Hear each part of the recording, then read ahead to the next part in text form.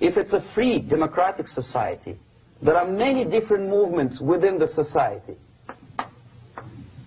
There are obviously, in every society, there are people who are against this society. They may be simple criminals, ideologically in disagreement with the state policy, conscientious enemies, simply psychotic personalities who are against anything.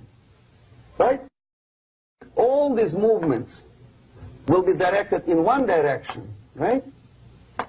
This is the time to catch that movement and to continue it until the movement forces the whole society into collapse, into crisis. We don't stop an enemy. We let him go. We help him to go in the direction we want them to go. Okay? Obviously, there are tendencies in each society, in each country, which are going to opposite direction from the basic moral values and principles. To take advantage of these movements, to capitalize on them, is the main purpose of the originator of subversion. So we have religion, we have education, we have social life, we have power structure, we have labor relations, unions, and finally we have law and order. 1, 2, 3, 4, 5, 6. Okay? These are the areas of application of subversion. What it means exactly? In case of religion, destroy it, ridicule it, replace it with various sects, cults, which bring people's attention, faith, whether it is naive, primitive, doesn't really matter. As long as the basically accepted religious dogma is being slowly eroded. Education. Distract them from learning something which is constructive, pragmatic. Teach them history of urban warfare, natural food, home economy, your sexuality, anything, as long as it takes you away. Okay? Social life. Replace traditionally established institutions and organizations with fake organizations. Take away the initiative from people. Take away the responsibility. Power structure.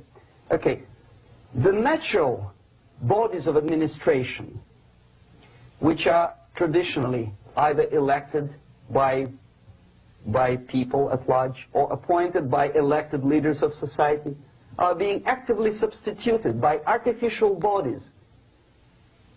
The bodies of people, groups of people, whom nobody elected.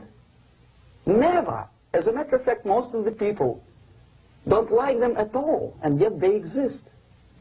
Do not have neither qualification nor the will of people to keep them in power, and yet they do have power. Okay. Together with that, there is another process. Law enforcement, law and order organization and structure is being eroded. For the last 20, 25 years, if you see old movies and new movies, you can see that a policeman, an officer of the United States Army, looks dumb, angry, psychotic, paranoid.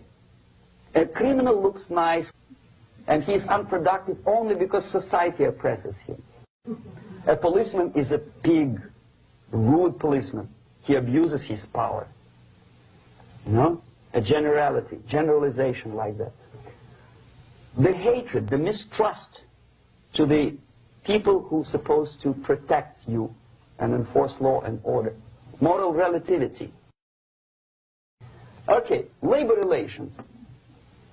At this stage, within 15 to 20 years, we destroy the traditionally established links of bargaining between employer and employee.